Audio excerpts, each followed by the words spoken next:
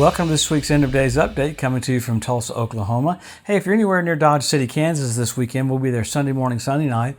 And then the upcoming Wednesday, Thursday, Friday morning and night, we'll be at Heartland Camp Meeting right there at Light of the World in Topeka, Kansas. We'll have a great time getting into the power of God, end times, and everything. So we're coming to you every week to look at the different things that point to the coming of the Lord, specifically the gathering of nations for the Ezekiel 38 war, because the rapture is signless. But the second coming has tons of signs. So we can see with what's happening just after the rapture, it shows us really what's happening because, man, things are happening every single week. First of all, let's start with, of course, this was Prime Minister Benjamin Netanyahu's last week. He was in office for 12 years. Bennett got by a majority of one vote. The vote was 60 to 59. So Lapid and Bennett are going to be sharing ownership of being Prime Minister of Israel. With that, you had the Jerusalem March this week, and of course, a lot was going to happen with that. So, of course, the Palestinians started sending incendiary balloons into southern Israel. It started 21 fires.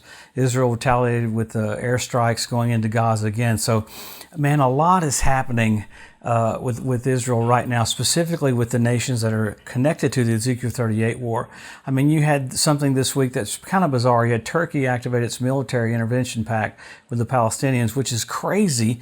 It did this with literally Libya a couple of years ago, just so Turkey could get kind of an inroad into getting closer to Israel. So with Turkey doing that, it allows them to basically train the Palestinians with Coast Guard, Palestinian fighting machines, all kinds of ammunition. This is basically giving Turkey an open door into the Palestinian area, specifically even Gaza. So it's crazy. What they're doing is they did the same thing with Libya a couple of years ago. Along with that, it allows Turkey to, in conjunction with Libya through Tripoli, to go up into the area where Israel is, and they wanting to take over the waters right there in the Eastern Mediterranean. So they're trying to get the gas and oil areas that belong to Israel. So completely illegal what they're doing there. So you're going to see several things happen in the days ahead where you've got Turkey hands-on helping the Palestinians. Now remember, you got Turkey down in the northern part of Syria, you got Turkey in Libya, you got Turkey on the Eastern Mediterranean,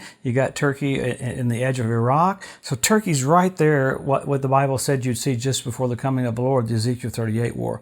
Along with that, man, crazy stuff is happening with Iran. You had the G7 leaders meet this last week, and of course you had Putin and Biden meeting today, so a lot will come out of that. But I think the amazing thing that's happening with Iran, last week we talked about, our Secretary of State said that Iran was weeks away from producing a nuclear weapon, not months away. Along with that, you had an undisclosed nuclear site called Sanjuran in Iran. The International Atomic Energy Agency is freaking out about this because this is a place where they make shockwave generators to miniaturize nuclear weapons. And you got activity there on the satellite showing that, and that's just kind of blowing everybody's mind because they will not let the International Atomic Energy Agency there to even oversee that. So you got a place that's producing shockwave generators to miniaturize nuclear weapons. I believe something's going to happen where they'll take one of those down into Damascus to try to hit Israel, and it's going to blow up and it's going to wipe Damascus off the map. So, man, the things are set up for stuff like that to happen. Along with that, you had Putin literally denying that he was giving the satellite technology to Iran. There's a brand new satellite that Russia's getting ready to give Iran, and with this technology, they can oversee just down to the minute location where things are. So it was weird that Putin denied it because for 2 years you've had the Revolutionary Guard go from Iran into Russia, learning how to use these satellites. Now these satellites are so exact; it'll show Israeli troop movements, it'll show American troop movements, even when they're in Iraq. Remember how they've tried to fire missiles into Iraq to hit Americans at the bases? These satellites will allow them to do that. So you have all that happening.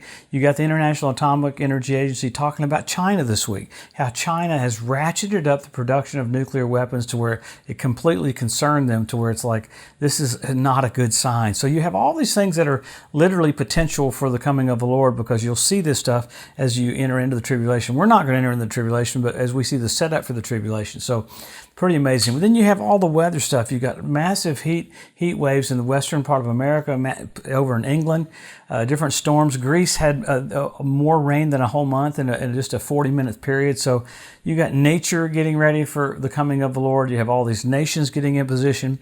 So we always look at these things. Why do we get into this? Because Jesus rebuked them because he said, you can tell what the weather's going to be, but you don't know your hour of visitation. So He wanted us to know. And as we look at these things, it's not an escape theology, it's an acceleration theology. As we see how close we are, we see we have to pick up the pace. So all this is to bring you great strength and to bring you great joy. The coming of the Lord, Paul taught it, said, hey, so you'd be happy and hopeful. Why? Your strength will be tied to your joy. This is about seeing what's happening in the earth that so blatantly points to the coming of the Lord, and we put our hands to the plow to get harvest done as fast as we can. We always do go back to the scriptures to see what the Bible says. Number one, Israel made a nation. Number two, Jerusalem went back. Jesus said the generation that sees those two events will not pass away till all is fulfilled. So we're so blessed that the blatant signs are there. But then you have so many. You got the Hebrew language restored. You got the Ethiopian Jews brought back. You got the fertility of the land of Israel. You got the revival of the Roman Empire. You have the Temple Mount Institute. You have all these things where people are in position and nations are in position for what's happening. Pretty amazing. You had foxes show up on the Temple Mount this last year. You had fish show up in the Dead Sea. That's pretty remarkable. Then you had 172 different species of predatory birds show up a few years ago. I mean, you had the cleanup crew in Israel for what happens after the Ezekiel 38 war and after the Battle of Armageddon. So nature's in position, and you got Russia on the border of the Ukraine, which is just crazy. You got Russia flying bombers into Syria. The news media didn't even talk about it this week and last week, where you have nuclear-capable bombers coming right down to the edge of Israel, landing in bases in Syria. So amazing things are happening. So you have all that. You have the ritual baths around the Temple Mount fill up with water. Then you have the Sea of Galilee fill up with water. So you've got the Rabbi Yitzhak Kaduri prophesying that just before the coming of the Messiah, Israel will be ruled by two Benjamins. So this last year, we had Benjamin Netanyahu and Benjamin Gantz serving. So many things that are screaming to us that the king's about to come back. So with great joy, we accelerate. So then after that, you got signals. You don't just have signs. You've gone through, men will be lovers themselves, with selfie sticks. You got all these other signs, many, many more in the scriptures. Psalms 83, war was about annihilation, not about good. So that's already happened. So after this, though, you got the blood red moons on Passover and Tabernacles. That's pretty remarkable, having the heavens signal for us that He died for us, He's coming back, died for us, coming back. When's the last time you had 4 in a row? NASA calls it a tetrad. 1967 when Jerusalem was won back. 1948 when Israel's made a nation. 1492 at the Edict of Expulsion when the Jews were kicked out of Spain. Then you had, after that, the Bethlehem Star, which is remarkable. 3 planets coming together at the birth of Jesus, Jupiter, Regulus, and Venus. Amazing. The constellation was Virgo. Then this last year, you had the Bethlehem Star again. The constellation was Leo. He's the Lion of the tribe of Judah. So all this shows us how close we are. Why would it be a big deal to get into this? I had a famous minister go, Joe, you preach on the coming of the Lord, you just get everybody's hopes up. That's exactly right. It's the hope that purifies you, even as you're pure. So tell a quarterback when the play clock's winding down to not show him the play clock. The play clock winding down is to tell you you've got to hustle.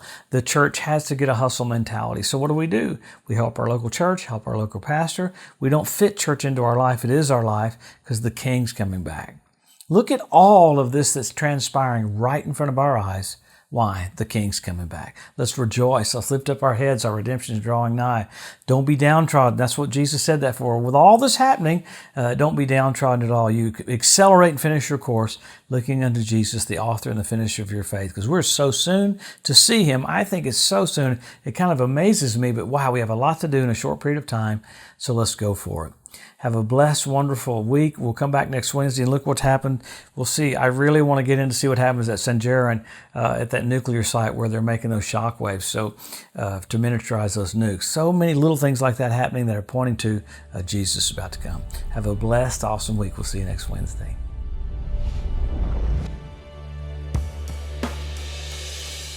Thanks for joining us today at the End of Days Update. If you'd like to be notified every time there's a new post, just go to the edu at josephmorris.com and subscribe to receive email alerts.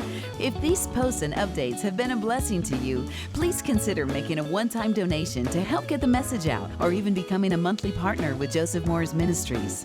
Thanks again for tuning in to the EDU, and we'll see you next week.